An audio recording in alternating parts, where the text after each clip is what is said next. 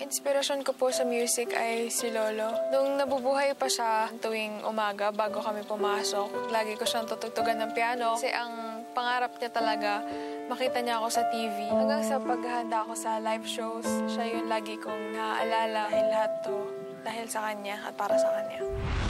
Ang napili ko pong kanta for live shows ay Fix You at marirelate ko po siya with my lolo.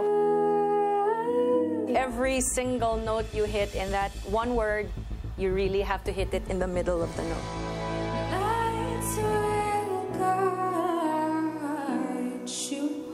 Make sure that who you're singing to is clear. So you get that out para bukas, wala nang tutulog. Kasi you're the one supposed to make us cry. Ang lolo ko ang biggest inspiration ng buhay ko. Though hindi na namin siya nakakasama, I know that he's super proud of me dahil natutupad na namin yung mga pangarap namin.